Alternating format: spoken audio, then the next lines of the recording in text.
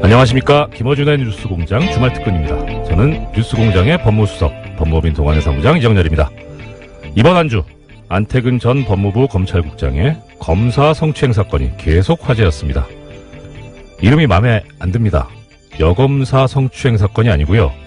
가해자 이름이 나와야죠. 안태근 성추행 사건입니다. 아무튼 현직 검사를 상대로 한 성범죄, 모두들 경악을 금치 못하셨을 텐데요.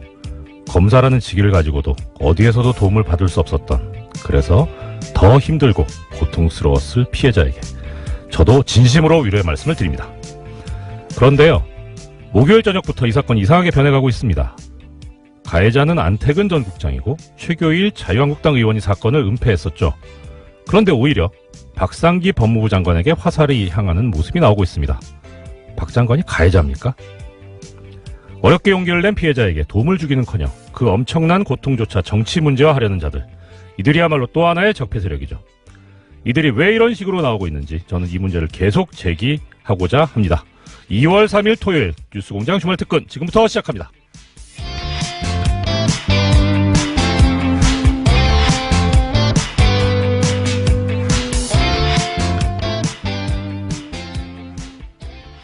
이번 주 주말특근 첫 번째 순서, 뉴스공장의 자타공인 최고의 코너, 정의당 노회찬 대표의 노르가즘.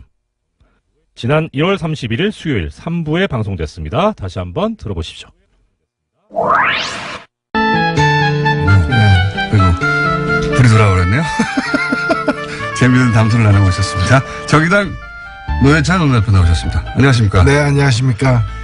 자, 재미있는 담소는 무슨 내용이었는지 잠시 후에 등장할 겁니다. 자, 이번 주 가장 눈에 띄는 중요한 사건은 서지현 검사의 고발이자 고백입니다. 예. 법사위 소속이시니까 더군다나. 예. 이 사건 관련해서 이제 안태근 전 검찰국장이 가해자로 지목이 됐고, 예. 여러 가지 이야기 등장하고 있는데, 안태근 전 검찰국장하고는 또 부딪힌 적이 있으시지 않습니까? 예. 예. 박근혜 그 국정농단 사건 때, 그 당시 시점에, 네. 안태근 이 검사가 검찰국장이었어요. 네. 그래서 이제 각종 청문회 등 뿐만이 아니라 이제 특히 이제 국회 법사위에 네. 법무부 업무 점검할 때 보면 배석하는 사람이었거든. 네. 그래서 저하고 이제 부닥친 적이 있죠. 인사 예산을 다 담당하는 게 검찰국장이기 때문에 당시 뭐 그런 얘기도 있었습니다. 우병우 사단의 핵심 인물 아니냐. 네. 그러면서 이제 법사위에서 한번 부딪힌 적이 있는데 그때 저희가 법사위에서의 공방 녹취 잠시 들려드리겠습니다. 검찰국장 뒤에 계신데 이 LCT 사건에 대해서 청와대 민정수석실에 보고가 되고 있습니다. 기억이 없습니다. 뭐가 없다고? 기억이 없다고요? 야, 참. 보고한 사실이 없는 게 아니라 기억이 없다고요? 보고 안 했을 수도 있고요. 보고 안 했을 수도 있고요. 누가요?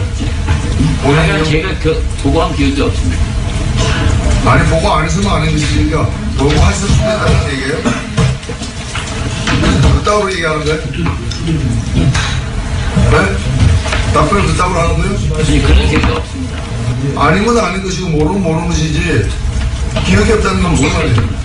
막장입니다. 막장이에요. 영상으로 보면 굉장히 뭐랄까요. 한마디로 건방진 태도군요. 예. 그럼 뭐 내가 이렇게 말하든 저렇게 말하든 뭐 아무 상관없어. 예, 저 상황이 예. 이제 제가 원래 지적하려고 했던 것은 LCT가 아니었고 예. 박근혜 대통령이 자신에 대한 여러 가지 케이스 스포츠처럼 미르재단 의혹이 이제 컸을 때 예. 거기에 대해서는 한마디도 안 하고 엉뚱하게 롯데 그룹 비리 수사 제대로 해라 엉뚱한 얘기를 하길래 예. 그럼 저 롯데 얘기는 왜 갑자기 튀어나오냐 예. 저거는 검찰에 보고를 했느냐 사실은 비공식적으로 법무부에서 청와대와 내통하는 공식 창구가 예. 관례적으로 검찰국장이에요. 예. 검찰국장의 창구인데 그래서 검찰국장에게 그럼 LCT 사건은 당신이 보고해서 저 대통령이 저렇게 얘기하냐. 예. 라고 이제 제가 이제 물었던 거예요. 그러면 보고 안 했다가 잡아떼거나 보고 또 시인해야 되는데 기억이 안 난다. 이 얘기는 뭔가 하면은 뭐 너한테까지 내가 굳이 얘기해야 되냐 뭐 이런 태도예요. 그렇죠. 저 태도는 뭔가 하면은 저게 그냥 장관도 저한테 저렇게 답변을 못해요. 국회의원에게. 네. 근데 장관도 아닌 그 휘하에 있는 사람이 저렇게 얘기했다는 거는 굉장히 자기가 백이 든든하다라는 나중에 밝혀졌지만 우병우하고 수개월 동안 1000통에 가까운 전화 통화를 한 사람이에요. 바로 이분입니다. 예. 기억하실지 모르겠는데 우병우 전 민정수석과 법무부 검찰국장이 뭐 1000통 이상 전화를 했다. 요 내용을 기억하실 수 있어요.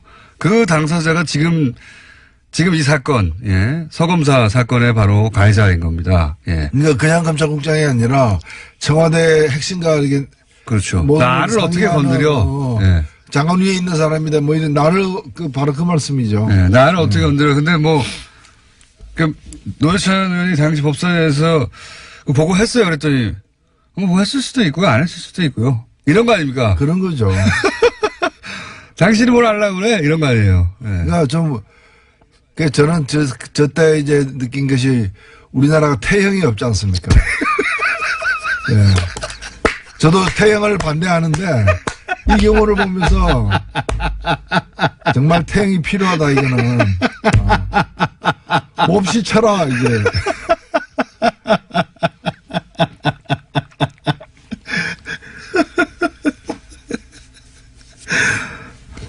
네, 필요하다. 너무 가혹하시네요. 가혹한 게 아니고 그 가혹한 건 몽둥이에게 가혹한 거죠. 몽둥이가 이제 항의할 것 같았어요. 제가. 하여튼 요 자체도 화제가 됐었어요. 아니 저 사람 누군데 저렇게 법사위에 출석해가지고 저런 태도로 말을 하고 있나. 예. 그 자체로 화제가 됐는데 이제 1년 한참 지나고 나서 이 사람이 이 사람이에요. 라고 이제 언론을 통해서 태형 알겠습니다. 그러니까 장관 모시고 있을 때도 예. 당시에도 이제 보면은 요직에 법무부 요직에 있었고 예. 그때도 이 지금 서지현 검사에 대한 그 성추행 사건 예. 강제추행이죠 법적으로는 이 사건도 저는 그런 데서 나왔다 봐요. 그런 거죠. 이제 예. 권력이 없었다면 그런 일을 못했을 거 아니에요. 누가 나를 감히 이런 거죠. 태도가 있지 않고서야 맞은편에 장관이 앉아 있었다고 했잖아요. 예. 그런데도 그랬던 거 아닙니까? 뭐 눈에 보이는 게 없는 거죠. 그렇죠. 예. 그런데 이분이 또 이제 교회에 가서는 이렇게 본인의 죄를 법적으로는 자기를 구제하기 힘들다라는 걸 스스로 이제 판단한 거죠.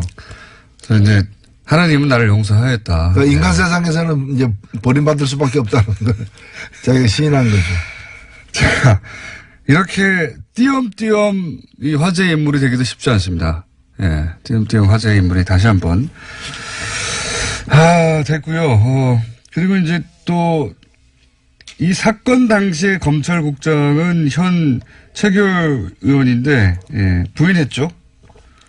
예, 부인했지만은 이미 바로 그 당시에 그 또 다른 여자 검사 이문정 검사가 이 서지현 검사하고 이제 상담하던 중에 이 사실을 알게 되어 가지고 알게 된 걸 검찰에서 이렇게 알고 이문정 검사를 불러다가 이렇게 무마하려고 했다는 걸 이문정 검사가 증언을 했기 때문에 이거는 뭐 명백한 사실로 저는 간주돼야 한다고 봅니다. 그러니까요. 예.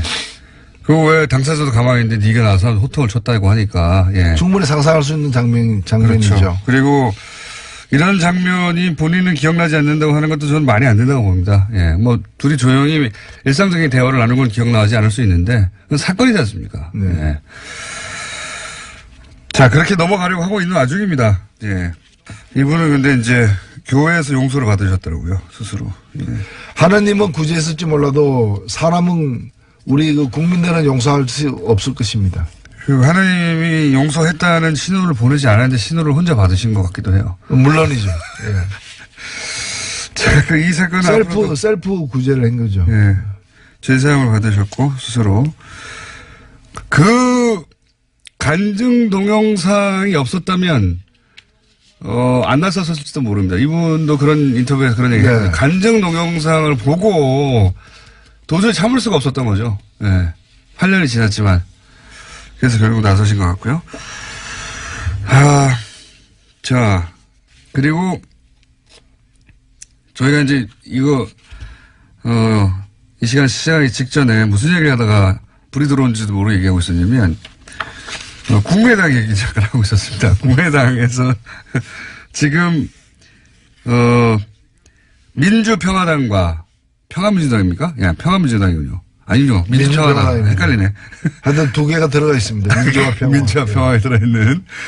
민평당의, 창당 발기인의 이름이 올라간 분들과 그 다음에 대표 당원으로 국민의당에 올라간 분들이 한 1000명 정도 겹친다는 거예요. 그래서 지금 전당대회가 어렵다는 식의 발표가 어제 있었습니다. 근데 저는 이걸 보자마자 만약 이때까지 그 어떤 문구나 조항도 다 싸그리 원하는 대로 해석하고 왔잖아요. 그러면 사실, 만약에 전당대회를 바로 할 거면 전당대회, 이중으로 이제 등록이 됐으면 그 사람들 다 징계하면 되거든요. 예. 징계해가지고 당원권을 정지시키는 데가 뭐 여러 가지 방법을 찾으면 되는데 전당대회 자체를 안 하려고 지금 하는 것 같거든요. 그렇지 않습니까? 전당대회를 안 하려고 하는 것 같아요. 무리를 해서라도 성사시키겠죠. 그러니까 전당대회가 아닌 방식으로 성사시키려고 하는 것 같아요. 아마 지금 말씀은 네. 전당대회가 안 될 것 같다라는 관측은 뭔가면은 법을 제대로 지키고 네. 민주주의의 기본 원칙들을 준수하게 되면 전당대회가 될 수가 없다 지금. 네. 왜냐하면 이제 의결권을 갖고 있는 그 전당대 참가자가 몇 명인지가 지금 확인이 네. 안 되는 상황이고 네. 또 그게 여러 사람이 겹치는 네. 1000명 가까이 겹치는 이제 이중적인 그렇죠. 문제까지 다 해결해야 되니까 이거는 정상적인 전당대회가 불가능하다는 진단인데 네. 지금 하려고 하는 거는 정상적인 전당대회가 아니에요. 어차피 지금 현재 스코어. 그래서 모든 걸 무리를 감수하고서라도 이제 통합 결정을 일단 내리고야 말겠다라는 식으로 밀어붙이고 있기 때문에 제가 볼 때는 무리를 해서라도 할 것 같아요. 전당대회를 할 것이다. 예. 저는 전당대회를 안 하려고 이러는 것 같습니다. 근데 전당대회를 하다 안 하게 되면은 예. 물론 이제 다른 방법을 또 강구를 하겠지만은 예. 이 무리를 피하려도 다른 더 큰 무리를 갖다 범하는 전당대회가 어쨌든 3,000명 이상 와야 되지 않습니까? 물리적으로. 3,000명 이상이 안 오지 않을까? 또 3,000명 이상이 왔는데 혹시 거기서 부결시키지 않을까? 그러면 이제 끝장나는 거지 않습니까? 부결되지는 않죠. 예. 부결이 될지도 있죠. 왜냐면은 지금 보면은 이제 부결시키고 싶은 사람들, 반대하는 사람들은 참석 안 할 가능성이 높기 때문에. 네. 모릅니다. 물론 모르죠. 그래서 그런 리스크를 안고 하느니 저쪽은 이미 분당해서 당 만든다고 하는데 전당대회까지 할 필요 있어요. 이렇게 위험 감수하면서 전당대회가 안 하고 할 방법을 찾아봐. 저는 거기서 나오는 전당대회 안 한다에 제가 500원 걸어보겠습니다. 아, 그렇습니까? 네. 예, 돈이 많으시군요. 물론 상상할 수 없는 일인데 예. 지금까지의 어떻게든 통합을 시키겠다고 하는 드라이브의 강도로 볼 때 전당대회조차 어떻게든 해가지고 저는 방법이 떠오르지 않아요. 떠오르지 않는데 이때까지 안 될 거라고 했던 걸 다 방법을 찾아왔지 않습니까? 예. 23곳의 비디오 중계 이런 거로 상상할 수 없었던 창의적인 방식으로 헤쳐려 나왔기 때문에 또 헤쳐나가지 않을까. 하여튼 정치라는 게 이제 국민들에게 대한 이제 교육 효과도 사실 있는 건데 민주주의 이렇게 하면 안 된다. 이런 걸 이제 시리즈로 계속 보여주고 있는 상황이죠. 이건 어떻게 보십니까, 지금? 안철수 대표에게 중재파는 사퇴를 해라. 조기 사퇴를 해라. 예, 그러고 그렇죠? 있죠. 예. 안철수 대표는 본인이 사퇴하면은 안 된다. 예, 전당대회 무산되거나 그럴 것이다. 그래서 사퇴를 못 한다. 그치만 백의종군을 하겠다. 끝나고 나서 사퇴한다는 얘기겠죠. 아마도. 예. 이 통합이 끝난 다음에. 그런데 유승민 대표가 안철수 대표가 사퇴하면 나는 이 통합 자체를 다시 생각하겠다. 이거 어떻게 합니까, 이거? 이거 어떤 상황입니까? 좀 해설 좀 해주세요. 예, 일단은 이 중재파라고 불리우는 5명 혹은 6명 정도 되는 분들이 어느 쪽으로 힘을 실어주는가가 굉장히 중요한 순간이 되어버렸습니다. 그분들의 마지막 요구가 그분들은 계속해서 이제 안철수 대표가 이 사태에 대한 책임을 지는 의미에서 사태를 갖다가 하는 것을 최소한의 조건이다. 이제 이렇게 주장을 해왔는데 원래는 이제 전당대회 전에 사퇴하는 거였어요. 요구가. 그게 안 받아들이니까 요구를 약간 바꿔가지고 전당대회에서 왜냐하면 이제 사퇴할 용의가 있다. 다만 내가 사퇴하면 통합 자체가 어그러질 수 있다. 이게 이제 안철수 대표의 주장이었기 때문에 그러면 통합하자마자 사퇴하라. 그렇게 바뀌었는데. 뭐 결혼식 끝나고 물러가라 뭐 이런 거죠. 그렇게 하니까 이제 그걸 받아들였어요. 일단은 중재파와의 어떤 접촉에서는 받아들인 것 같아요. 그리고 이제 근데 그게 대해서 이제 유승민 대표가 그러면은 이제 이건 난 다시 생각하겠다. 이 결혼을 뭐. 다 나가리 뭐 이런 상황이 되는 거죠. 왜냐하면 유승민 대표 입장에서는 그렇다면 본인이 예를 들어서 국민의당 쪽에서의 누군가 대표 나와야 되니까 대표는. 그럼 본인과 뭐 박주선 의원과 같이 쓴다든가 이런 상황은 본인은 받아들일 수 없다 이런 거겠죠. 지금. 그리고 거기는 지금 9명밖에 안 되지 않습니까? 물론 이제 국민의당이 몇 명이 참갈지는 여전히 미지수이긴 하지만은 국민의당보다도 3분의 1 이하로 적은 수기 때문에 이 통합의 파트너가 잘 버텨주지 않으면은 거기 가서 이제 묘하게 되는 상황이죠. 그래서 그리고 또 하나는 뭔가면은 안철수 대표는 물러났는데 왜 당신은 안 물러나냐. 이 얘기가 국민의당으로부터도 지금 나오고 있기 때문에 일부에서. 너도 물러나라고 하고 있죠. 그렇죠. 그래서 통합했는데 통합의 주역은 다 없어지는.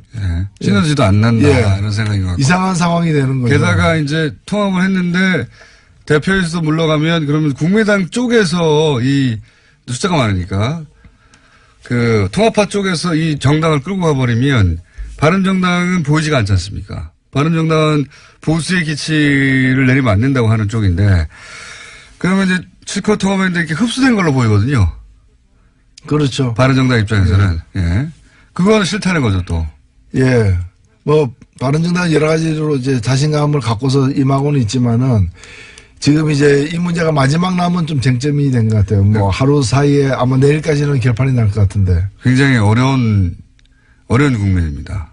제가 보기에는 풀기 쉽지 않아요. 저는 어렵지 않습니다. 강 건너 물입니다.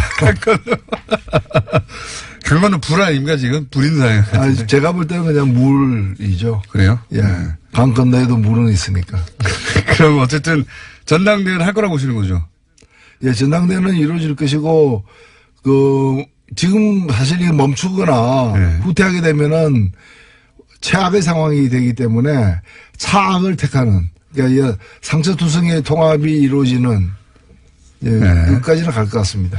뭐 그 통합이 얼마나 갈지 몇 개월을 갈지 아니면 올해를 넘길지는 가봐야 알겠습니다만은 저는 전당대회 이해 방식으로 통합을 선언할 수도 있다. 그런 가능성이 열렸다 이렇게 생각합니다. 무리인데 그렇게 되면은 정말 굉장히 다이나믹한 상황이 되죠. 물론 제가 뭐 그렇게 큰 관심은 없습니다만은. 자, 매우 쳐라. 오늘 커다란 말씀을 남기고 매우 쳐라. 앞으로 가끔 써야 되겠습니다. 그거 따가지고 오디오로 매우 쳐라. 지금까지 정의당의 노회찬 원내대표. 청와대 사이트에 또 태형을 부활시켜주세요. 이런 게 올라가면 큰일 납니다. 조선시대 태형을 부활시켜주세요. 정의당 노회찬 원내대표였습니다. 감사합니다. 고맙습니다. 오프닝에도 소개해드렸지만은 안태근 전 검찰국장으로부터 성추행을 당했다는 서지현 검사의 폭로 이후에 사회 전반에 갑질 성추행에 대한 경각심이 확산되고 있습니다. 그런데 가해자인 안태근 전 국장은 기억이 없다고 하고 있고 사건을 은폐한 최규일 의원은 명예훼손이니 뭐니 하면서 당시 이 피해자인 서 검사가 문제 제기를 하지 않기로 결정했다라는 어이없는 해명을 하고 있습니다. 검찰의 내부 움직임도 수상하죠. 자기들의 기득권을 지키려는 그런, 그리고 이 피해자 검사가 오히려 인사상의 불이익 때문에 그랬다든, 불만 때문에 그랬다든지, 뭐 아니면은 더 좋은 자리로 가고 싶어 한다느니, 이런 얼토당토하는 이야기를 하고 있습니다. 6381번님, 노회찬 의원 호를 태형으로 하시죠. 태형 노회찬. 네, 이건 매로 다스려야 한다는 말씀이죠. 1332번님, 노회찬 형님 태형, 진짜 태형으로 처벌했으면, 이렇게 태형에 대해서 이야기해 주시는 애청자 여러분들 많으셨습니다. 노회찬 원내대표의 태형 필요성 살짝 공감되려고 하는 아침입니다. 뉴스공장 주말특근, 교통정보 듣고 이어가겠습니다. 주말특근 두 번째 순서는 2월 1일 목요일 3부에 방송된 국민의당 박지원 전 대표의 정치 구단주 코너입니다. 같이 한번 들어보시죠. 정치 구단주 국민의당 박지원 전 대표 나오셨습니다. 안녕하십니까? 안녕합니다. 안녕합니다로. 지난주부터. 그런데 예. 제가 처음으로 예. 교통방송을 들으면서 예. 폐쇄할 부분이 하나 있어요. 요 코너. 박영선, 나경원. 예. 이 사람들 방송 안 시켜야 됩니다. 지금 듣고 오는데 나경원이 하도 말하고 박영선 하니까 방송이 안 들려요. 그런 방송을 왜 해요? 그리고 투채널이라고. 예. 또 한 가지 내가 놀란 것은 네. 왜 김어준 공장장을 TBS 라디오에서 예. 또 뭐 SBS에서 네. 비록 나는 한번 초청도 안 했지만은 네. 이렇게 인기가 있는가 했더니 그래도 뭐 아는 게 하나 있더라고요. 아는 게 하나 있더라고요. 네, 내 방송 들으니까 예. 안철수 대표는 전당대회 안 하려고 저런다 예. 라고 말씀해서 김어준 동거 아니야? 전당대회 없는 응? 통합을 어떻게 하나. 네. 참 무식하다 했는데 이게 보니까는 확실히 똑똑하고 유식하고 예언가다. 칭찬 한번 해드릴게요. 기분 좋죠? 최초로 칭찬해요. 최초로. 아니 진짜 나 깜짝 놀랐어요. 예. 전당대회 없는 통합. 네. 이건 아프리카나 마치 박정희 전두환이 선거를 없애고 체육관에서 통대 직원들 해놓고 98% 받는 네. 또 북한에서 김일성, 김정일, 김정은 딱 세습한 게 안철수입니다. 어쨌든 정치인들은 이거는 불가능하다고 다들 얘기하더라고요. 예. 이건 아니죠. 정당법 19조에 예. 정당의 통합과 해산은 전당대회에서만 할 수 있는 거예요. 그렇게 다들 알고 있고 네. 그거를 그런데 안철수 대표가 어떻게 김정은을 욕하죠? 병원 그대로 하는데? 어제 노회찬 대표도 그거는 뭐 안 된다고. 예. 그건 안 되죠. 안 된다고 하시는데 저는 전당대회 없애려고 하는 거다 딱 보면 모르겠냐고. 그런데 뭐 가야 그런 거라도 아니까 여기서 그런 거라도 아니까. 이제 내가 그 자리 달라고 얘기 안 할게요. 그냥 마르고 닳도록 하세요. 근데 이거 진짜 우리 전당사의 길이 기억되겠죠. 오, 전당대회 없이. 전 세계 전무후무하죠. 박정희, 전두환, 김일성, 김정일, 김정은, 아프리카의 뭐 촌배 이런 사람들 촌배. 야, 근데 이제 그 전당대회가 아마 성원이 안 되거나 3천 이상 못 모으거나 아니면은 통과가 안 되거나 그런 리스크를 굳이 져야 되느냐 이렇게 생각했을 것 같고, 그런데 이제 정당에 계셨던 분들은 모두 반대했겠지만 안철수 대표는 상관이 없다고 생각했을 거라고 저는. 예. 그런데 그걸 해왔던 걸 보면. 예. 민주평화당도 그래서 역시 이상돈 목 잘린 전당대회 의장은 이해를 하더라고요. 전당대회를 하건 하지 말건 대표당원을 어쩌건 그냥 놔둬버리면 되지. 저렇게 뭐 간섭하니까는 엄포 놓으니까 저런 짓 해서 어제 언론에 보세요. 하루 종일. 이건 무리순 진짜 무리sun. 안철수의 새정치는 제가 이미 조종을 울렸다. 이거는 두고두고 본인의. 예. 이거 이제 끝났죠. 서울시장? 구청장도 안 돼요. 어쨌든, 안철수 대표 정치를 하는 한 이 사안은 계속 꼬리포처럼 그렇죠. 달라붙겠죠. 우리 정당사의 길이 기록될 거예요. 용팔이 전당대, 정우갑 전당대, 안철수 전당대도 없는 전당대. 이게 전당대회가 아예 없었으니까 이거 상상을 못하니까 다 정치인들이 이거 안 된다고 했는데 안 할 거라고 했는데 한 거죠. 예, 이거 정말 골 때리는 일입니다. 그러면 중재파들은 어떻게 합니까? 중재파들도 기분을 안 좋나 보더라고요. 중재파들은 뭐 솔직히 조금 움직이고 있는 건 사실이에요. 예. 우리 쪽으로. 그래요? 근데 민주평화당으로 오겠다고 하는 사람들도 몇 사람 계시고 아직도 계산하는 사람들도 계시는데 저는 그렇게 생각합니다. 정치인, 지역구 의원은요. 거듭 말씀드리지만 자기가 중요한 게 아니에요. 유권자, 민심이 중요한데 지금 다 호남 지역구 아니에요? 10명 모이면 8명에 9명이 안철수 요구하는 재미로 지금 호남에서는 살아요. 그렇기 때문에 못 갑니다. 가더라도 다음 선거가 위험해요. 그래서 어쨌든 고민을 하고 있겠지만 결국은 뭐 시간의 문제일 뿐 합류하게 될 것이다. 저는 그렇게 봅니다. 민주평화당에. 민주평화당은 어떻게 됩니까 그러면? 창당 잘 되고 있나요?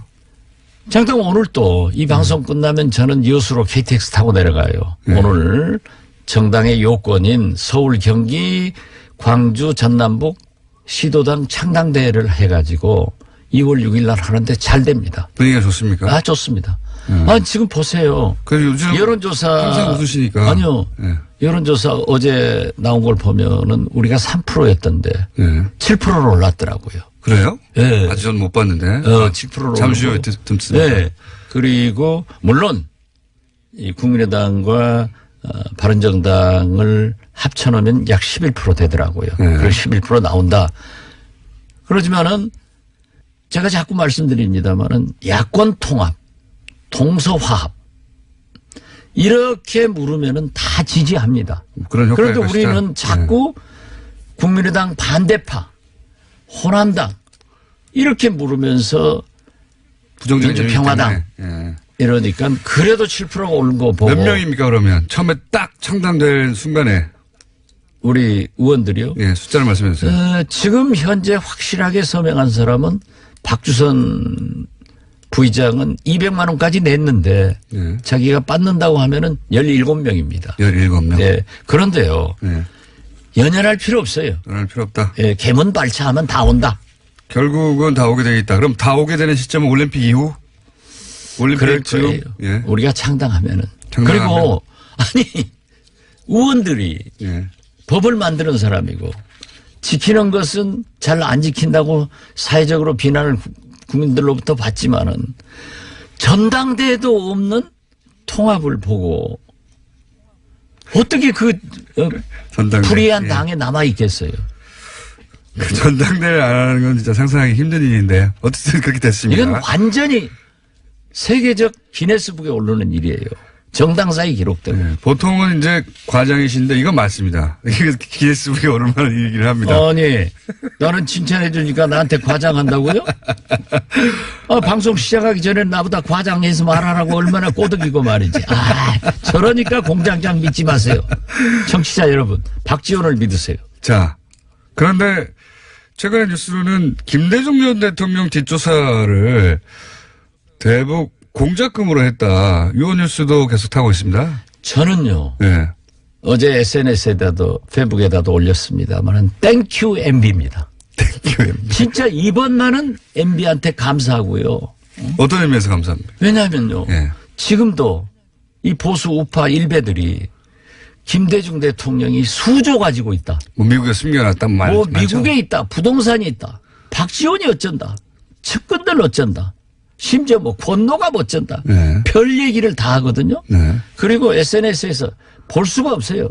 댓글 달고. 그러는데 MB가 국정원 시키고 2년 동안 털었는데도. 국세청장 시키고 예. 미국 IRS 알아요? 제일 강력하죠. 거기는. 모르면서 아는 척하지 마. IRS는 미국 국세청을 말하는 거예요. 그러니까 제일 강력하죠, 제 말은. 강력하죠. 예. 거기 못 빠져나가죠. 한국계 직원한테까지 뇌물을 주어가지고 찾으라고. 2년간 예. 소위 데이비드슨 예. 공작이라는 미명 아래 김대중 은닉 재산과 측근들을 뒤지고 또 연어라는 공작 이름으로 노무현 대통령 재산 찾았는데 예. 아무것도 없다. 안 나왔다. 예, 안 나왔다. 국정원과 국세청이 인정해 준 거죠. 인정하고 미국 IRS까지 인정해 줬으니까 이제 제발 그 모략 좀 하지 마라. 그런 의미에서 제가 없다고 하면은 안 믿을 건데 MB 꼬붕들이 전부 댓글 달거든요. 그 사람들이 해서 했기 때문에 저는 어제 저녁에 국정원 3차장 또 국장 이현동 국세청장은 검찰 조사받았고 구속영장 나왔는데 나는 재판부에서 이분들은 좀 용서해 줬으면 좋겠다. 얼마나 고마운지 모르겠어요. 하긴 그 얘기를 뭐 한 20년 가까이 들으셨죠? 아니요. 아니 최근에도 그랬지 않습니까? 그러니까요. 계속 듣고 계시죠. 우리 이호 여사님이 신한은행에서 하루에 2조 3일 걸쳐서 6조를 인출했다고 그러는데 그것도 현금으로. 현금으로. 아니 우리나라 은행에서 하루에 현금 2조 6조를 인출하면 은행 문 닫아요. 그러니까요. 그래도 그걸 또 믿어요. 그리고 미국에 부동산이 있다. 저도 몇 번 털렸지만은 저 같은 사람이야 뭐 털려도 하지만은 그래. MB는 DJ 노무현이 그렇게 미웠을까요? 본인이 그렇게 이제 차명으로 이렇게 보유한 것들이 많다 보니까 자기가 도둑질가 했으니까 남도 그렇게 하는 걸로 알고 보세요. 이번에 다스 창고에다가 노무현 대통령 가지고 봉하러 갔다고 난리 났었잖아요. 그런데 자기는 갔다가 지금까지 숨겨놓고 있더라고요. 그러니까요. 그래가지고 염치 좋은 게 그거 돌려주라고. 그게 말이 되는지. 아무튼 이건요. MB는 진짜 잘못 안 한 것을 찾아내는 것이 훨씬 빨라요. 잘못 안 한 것을 찾아내는. 그러나 진짜 고맙죠. 예, 아직까지는 소속이 국민의당 박지원 대표였습니다. 저는 당원권 징계 먹어서 아무것도 아니에요. 그렇게요? 그럼 제 명함도 다 바꿔버렸어요. 그러면 지금 무소속입니까? 아니. 공중에 떠 있는. 아직은. 징계당한 그러면. 국민의당에서 징계당한 박지원 전 대표였습니다. 그래도 훨씬 잘 나갈 박지원입니다. 감사합니다. 예, 감사합니다.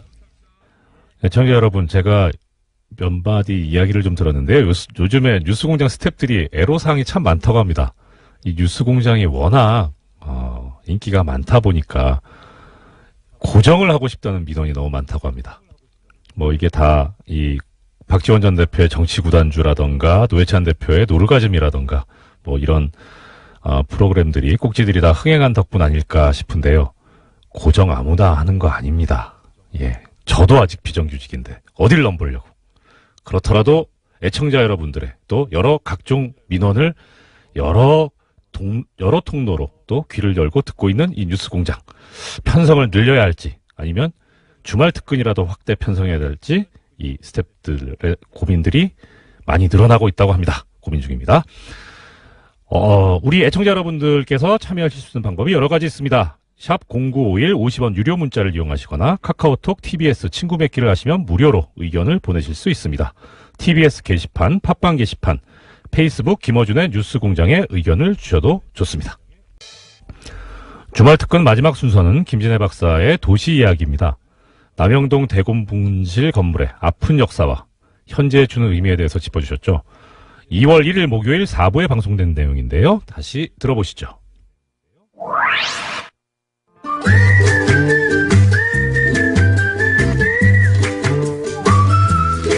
도시건축가 김진애 박사님 나오셨습니다. 안녕하십니까. 네, 안녕하세요. 자, 우리가 이번 겨울 동안에 정책까지 공부하기로 했는데 잠깐만 오늘은 돌발 주제입니다. 그래서 영화 1987이 좀 상영 중에 이 얘기를 하는 게 좋을 것 같아서 오늘 좀 긴급하게 들고 나온 게. 피크에서 약간 내려오긴 했지만 지금. 네, 지금 이제 700만 돌파했고 조금 더 갈 것 같지만 이제 곧 끝일 것 같아서 그 건물 안에 나오는 남영동 대공분실 건축물에 대해서 얘기를 꼭 한번 해야 될 것 같아요. 이게 역사적으로 접근하십니까? 아니면 건축학적으로 접근하십니까? 이게 이제 사실은 이제 어느 쪽에서 보느냐에 사실은 많은 분들이 민중학자도 그렇고 심리하는 분도 그렇고 철학하는 사람들, 역사학자, 건축학자 굉장히 많은 이 건물에 대한 얘기를 많이 쓰셨어요. 근데 이게 이제 일종의 건축의 흑역사거든요.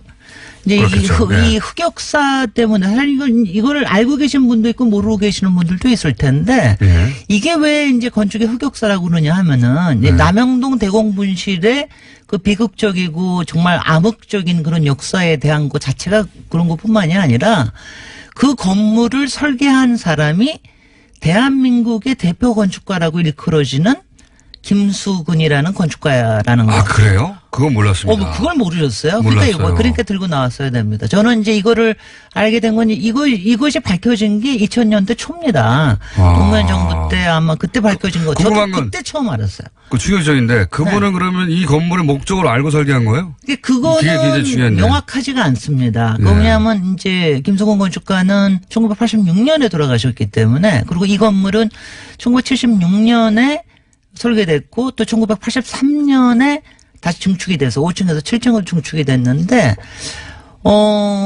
이 안에 이게 얼마나 공포를 자극하느냐는 영화에도 잘 표현이 되어 있지만은 일단 뺑뺑 돌아가는 계단 뭐 이런 거. 나선 계단. 네. 그다음에 이제 정말 블랙하우스예요. 시커먼 이제 전벽돌로 지어져 있고. 그냥 정보기관에 쓸 건물이다 이렇게 생각하고 만드신 건가요? 아니면 진짜로 이 목적을 알고 만드신 그러니까 건가요? 당시의 건축 허가 도면에는 남영동 오피스라고만 그것도 영어로 써 있다고 그래요. 근데 이제 이걸 아셔야 되는 게 뭐 당연히 그때는 내무부에서 발주한 프로젝트인데 하지만 오피스 건물처럼 안 돼 있잖아요, 내부가. 내부는 실제로 오피스처럼 돼 있습니다. 아니, 제 말은 뭐냐면 나선형 계단이라든가 물론 뭐 나중에 해석을 그렇게 해서 그럴지 아니 모르겠어요. 그러니까 이제 이렇게 좀 저걸 해볼게요. 제가 처음 이걸 들었을 때는 저도 이건 모르고 했을 거다. 네. 그다음에 이거는 그다음에 인테리어를 얼마든지 바꿀 수가 있잖아요. 그렇죠. 인테리어를 바꿔서 했을 거다. 마치 이제 그걸 쪼개서 했기 때문에 그랬을 거다. 그러니까 김수근 선생님이 이걸 알고 했을 리가 없다라고 하는 쪽으로 저는 이제 아무래도 그렇죠. 건축인이니까 그렇게 이해하고 싶은 거죠. 그리고 이제 네. 김수근 선생님은 대한민국 대표 건축가뿐만 아니라 문화예술에 굉장한 족적을 남기신 족적을 분이고. 남기시고 또 인본주의적인 건축가로 맞습니다. 알려져 있는데 네. 그럴 리가 있겠는가. 그럴 리가 있겠느냐 이러고서는 이제 처음에는 그랬습니다. 그래서 저도 증거를 찾으려고 정말 노력을 많이 했어요. 모르겠을 그럴 리가 거라고 있느냐. 하는. 그러니까 네. 그리고 만약 알고 했더라도 밑에서 했을 거다. 뭐 왜냐하면 이제 솔직히 76년도라고 그럴 것 같으면 아직은 민간 시장이라는 게 거의 없을 때예요. 거의 관공서 건물로 먹고 살 때입니다. 건축가들도. 그리고 뭐 김수근 선생님이 사실은 권력가들하고 굉장히 친한 뭐 거의 유착 관계라고 할 정도로 친한 건축가였기 때문에 대표적인 건축가였으니까요. 그래서 그랬으니까는 이제 아마 그랬을 거다라고 했는데 이게 이제 정확히 알려진 거는 저도 이거 그러니까 공간에 그러니까 김수근 선생님이 운영하시던 건물 설계사무소 이름이 공간인데 네, 알고 있습니다, 저도. 공간에서 설계했다는 건 확실해졌어요. 네. 더군다나 특히 2012년에 그때 이제 임수경 의원이 모든 대공보안 분실에 대해서 모든 조사를 하고 도면을 받았어요. 국회에서. 네. 그때 국회에서 저도 처음으로 받은 도면을 봤습니다. 네. 이거는 이제 도면을 도면에 보니까 정확히 표시가 돼 있습니다. 정확히 표시가 돼 있고 도면을 처음에는 보니까 아니고 저는 또 이런 거 혹시 호텔은 아니더라도 간첩이라고 생각했기 때문에 그런 사람들을 수용하기 위한 일종의 호텔처럼 운영한 거 아닐까 하고 봤는데 그 안에 시방서를 보니까 네. 처음부터. 또 욕실은 오픈 욕실에다가 네. 오픈 욕실은 안 하거든. 욕실을 만들더라도.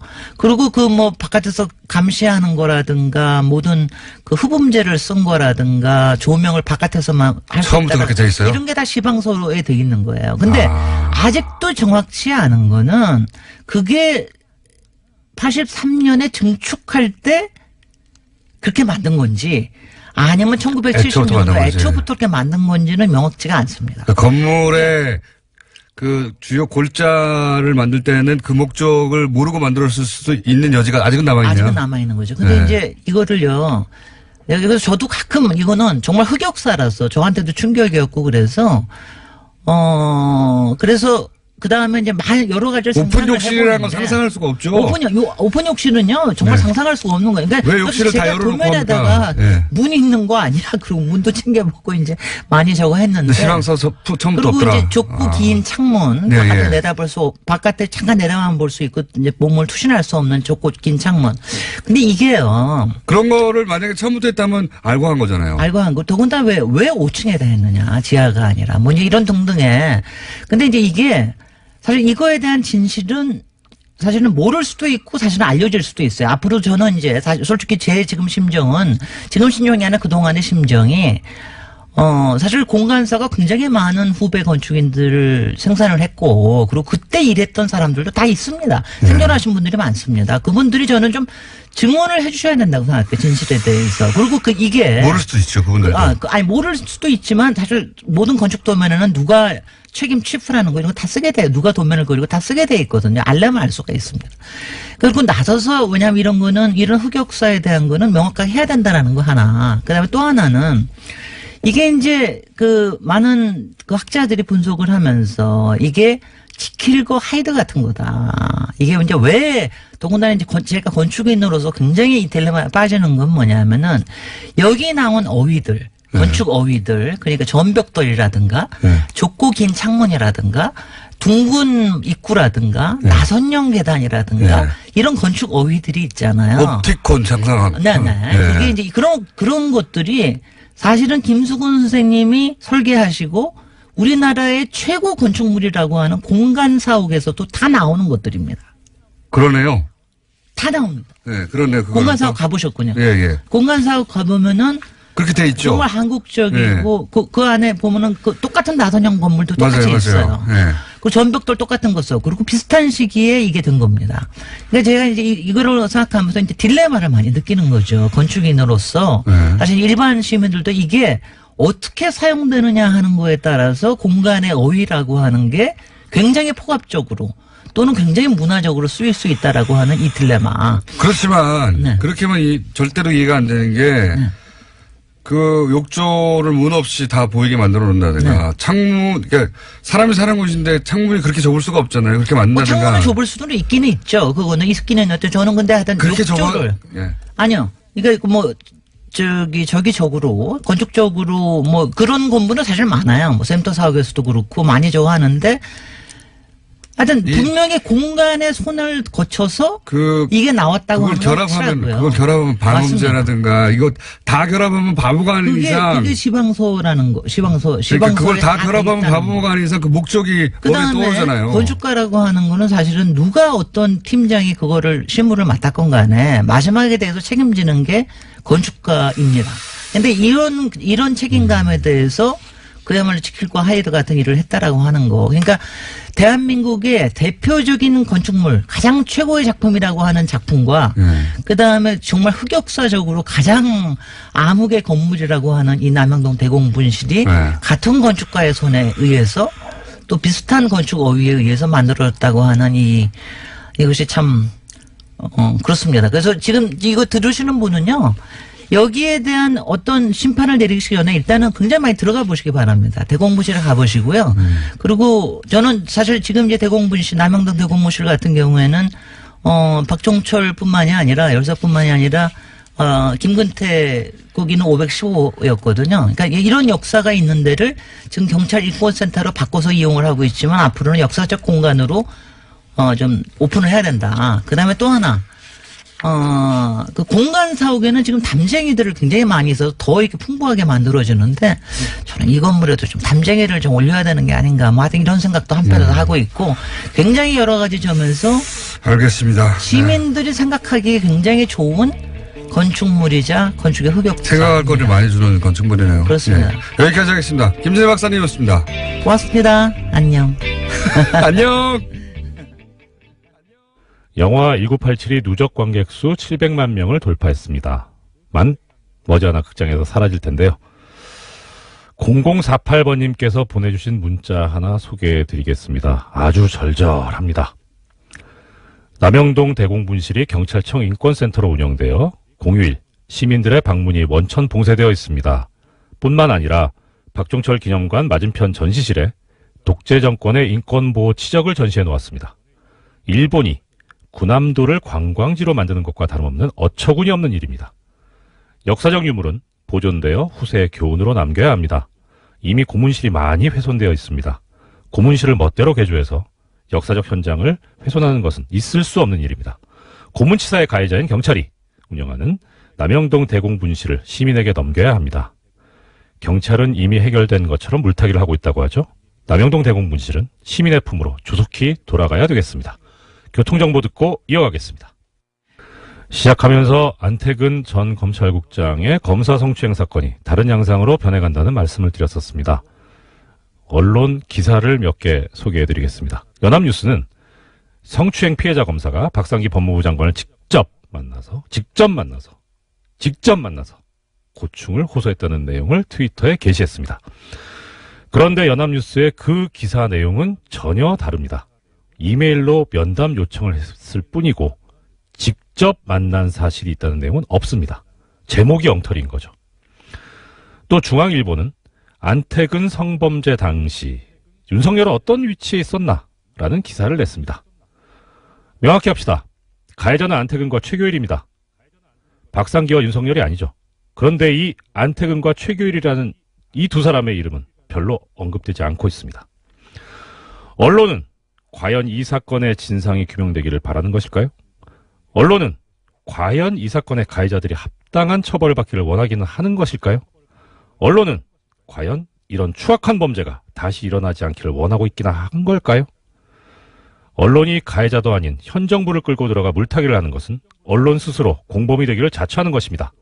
현명하신 뉴스공장 애청자님들께서는 언론의 이런 책동에 결코 속지 않으시리라 굳게 믿습니다. 뉴스공장 주말특근 오늘 준비한 소는 여기까지입니다.